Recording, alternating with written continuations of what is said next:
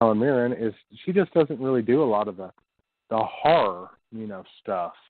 So to see her in that, I think was quite good. My wife and I red boxed it, because we wanted to, on the off chance that it wasn't going to be good, we didn't want to go ahead and spend money on buying it outright if it wasn't going to be good, because then we would have felt like we wouldn't have gotten our money's worth. Sometimes we do that. Yeah. Sometimes there are moments where I go and I'm just like, Alien Covenant, I'm buying it for you for your birthday. I bought it for her as soon as it came out. And I was like, I don't care if it's a good or not. It's a fucking alien movie. We're going to watch it. It can't be any worse than Resurrection. Yep, I agree with that. Yep. So there are things that I buy.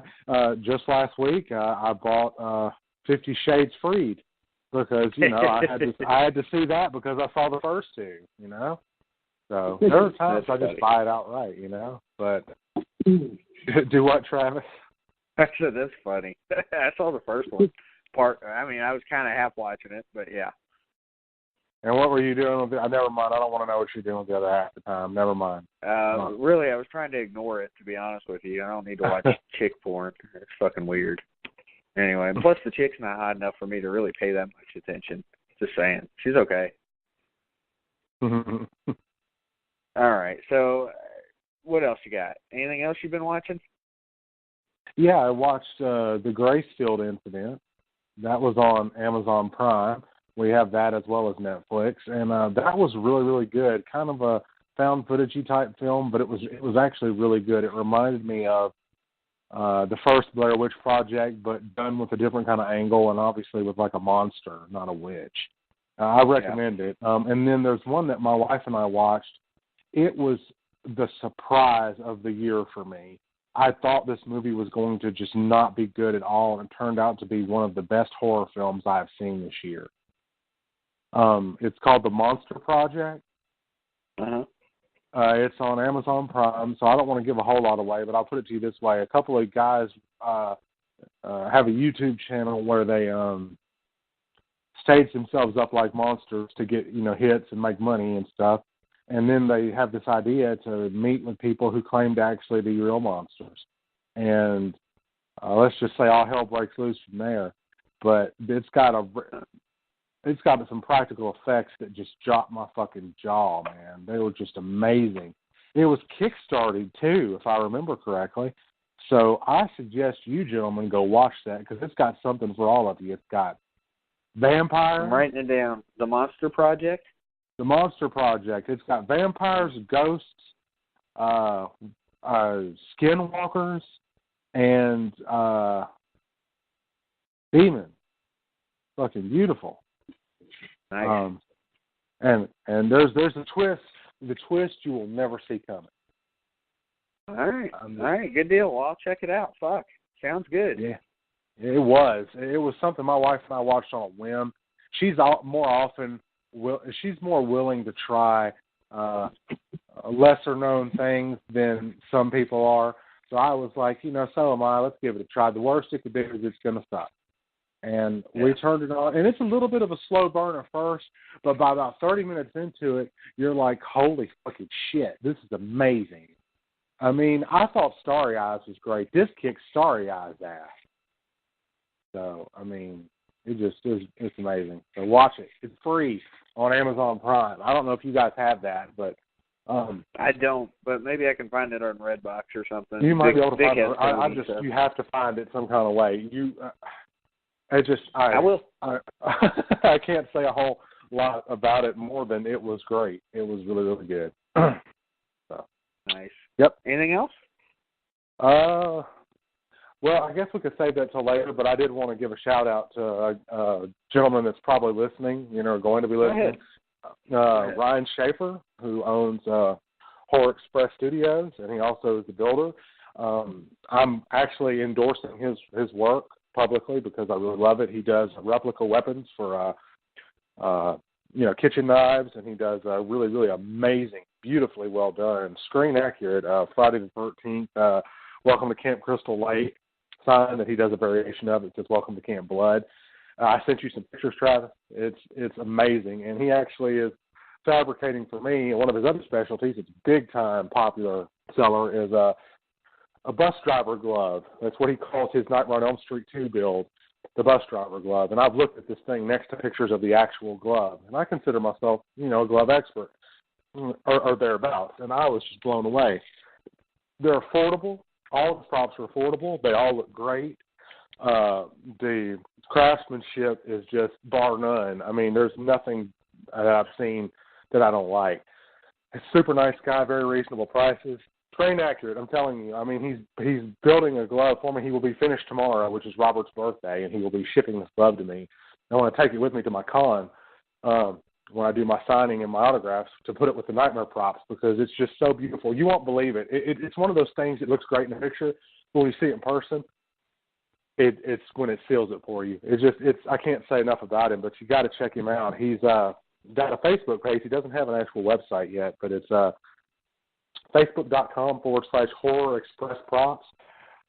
Beautiful work. His name is Ryan Schaefer, and I believe Mark Patton actually also was a very big supporter of his glove, which makes sense since he was the lead in Nightmare 2 and actually wore that glove. So it's good stuff. But Ryan, I appreciate all the hard work and all the great stuff you do, and I think you've got some new fans because both the guys here probably will love the Friday the 13th stuff.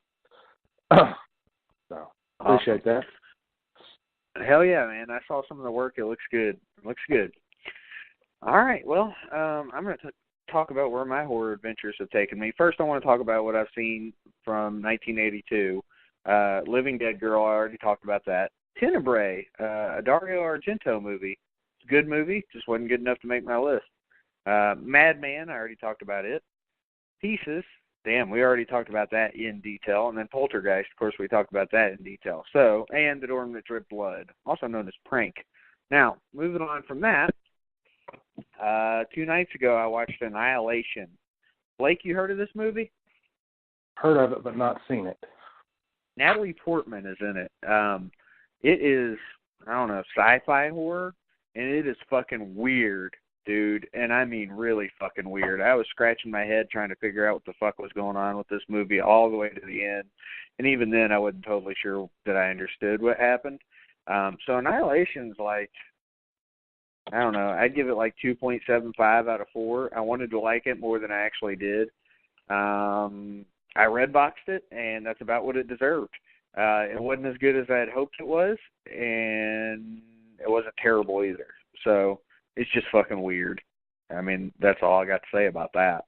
I also watched, and this one, this went the other direction for me. Vic told me I was going to like it, but I thought he was bullshitting me. Because Vic, I've accused him of this before, that he likes to try to convince himself that a movie's good even though he knows better. And I thought he was doing it with this one. I got that impression. It was Leatherface. And, Vic's a Leatherface guy. So, the harshest critic should be Vic, right? Although there's only one of the Leatherface / Texas Chainsaw Massacre movies that he hates, and that would be Texas Chainsaw Massacre: The Next Generation. Anyway, I watched Leatherface, and this movie was a lot better than I expected it to be. It wasn't perfect by any means, but it was better than Texas Chainsaw 3D, other than the fact that there was no Alexandra Daddario running around with her tits hanging out, and better than Next Generation. So not as good as Part 3 or the remakes, but Leatherface wasn't bad. And like Vic said, it is not a fucking Texas Chainsaw Massacre movie. This movie is closer to, let's say, Devil's Rejects. Not as good, nowhere near as good, but fucking worth Redboxing, that's for sure. And I got buy one, get one free, or rent one, get one free anyway. So, I like this better than I did Annihilation. Actually, I'd give this one 2.75 out of 4 machetes too, but like slightly higher than Annihilation. Like, I'd rather watch this one again. Vic, you want to talk about Leatherface at all? Just why I brought it up.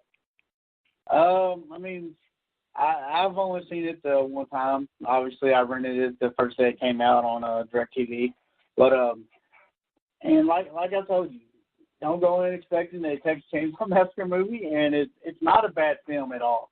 Don't get me wrong, there could always be better things, but overall, I really enjoyed it. I thought homeboy that played Leatherface, I thought he did well. There was parts where I was just like, whatever, too, but, I expected to truly hate the movie because, I mean, it was obviously didn't have that much of a budget. It didn't get a real release. It didn't even get a DVD release or at first. You know what I'm saying? It went straight to fucking DirecTV and Amazon and whatever. So I expected it to be the worst movie of all time.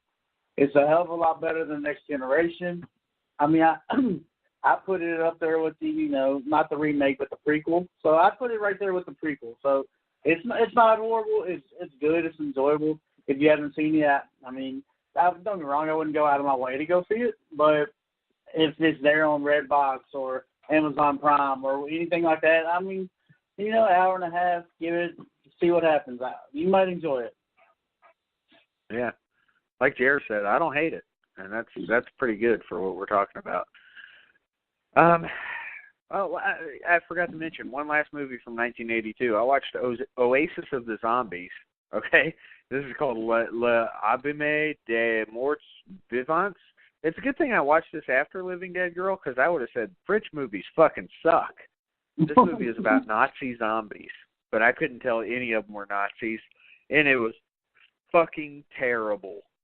Fucking terrible. Nothing fucking happened the whole way through. It was awful. Do not ever watch this movie.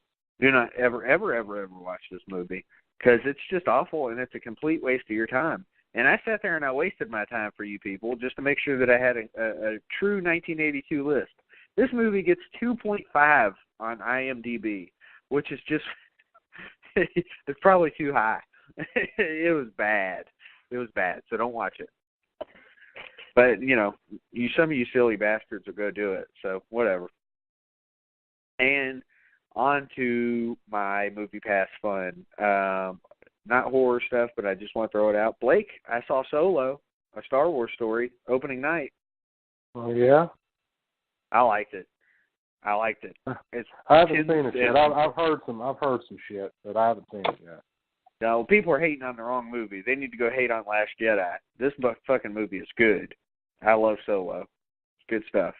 So, well, I liked it. And I would see it again. And everybody who's shitting on it is wrong. And you know what I found out, Blake? You know how I always bitch about Nightmare on Elm Street fans who think that nobody can play Freddy Krueger but Robert Englund? Mm-hmm. I mean, basically they're saying they don't want any more Nightmare on Elm Streets. That's the same thing about these Star Wars fans who say nobody can play Han Solo but fucking Harrison Ford. Okay, cool. Then this movie shouldn't even exist. That's pretty much how they feel. Nobody's forcing people to go watch these movies. Jesus, I'm so tired of that. Never mind. They're the worst. Star Wars fans are the absolute worst fan base that I've ever met in my entire life. And I'm one of those people that hated Last Jedi, but I just mean in general, Star Wars fans just refuse to fucking be happy. They're awful. And Solo is good, and all you people that didn't go out and support it, you're stupid, and you're shooting yourselves in the foot, because what's going to happen is you keep doing shit like this, you're not going to get any more movies made, and you're going to be crying in your fucking Star Wars pajamas. So, just saying. So, yeah, go see Solo if you get the chance, because it underperformed at the box office, and it should have done a lot better. I also watched Action Point. Have you guys seen the preview for this, Vic? I think you probably have, and you don't remember what it is. What about you? Is that Knoxville? Is that Johnny Knoxville? Yes. Vic, you remember this, Johnny Knoxville? I watched it yesterday, and it was okay. It was, it wasn't great. Like, Bad Grandpa was better, like way better. This was just predictable, but it was funny at times. It just wasn't as funny as I'd hoped. You know how you and me are about comedy, but I think most people kind of agree with me on this one. Like, I was reading the IMDb reviews, and most people were like, it's fine, and that's pretty much how I feel about it. It's fine. It didn't blow me away. So if you get a chance and there's nothing you want to watch with your Movie Pass, go watch this. If not, don't go out of your way, I just like to try to get my money's worth when I have free time. Well, yeah. I'll probably watch the one. This weekend, I'm going to try to go see Hereditary. Have you seen the previews for this? It's about the fucking weird-faced kid and her mom, I guess. Yeah, it's getting a lot of good reviews. Yeah, it's getting a lot of good reviews. My wife said she wanted to see it, and I was like, well, fuck, it's a horror movie. I'll go see it. So I'm going to find some time this weekend to do it. Yeah, I mean, it looks like it'd be worthwhile. if it's good, I'll go see it again with you, Vic. You know, All right, so via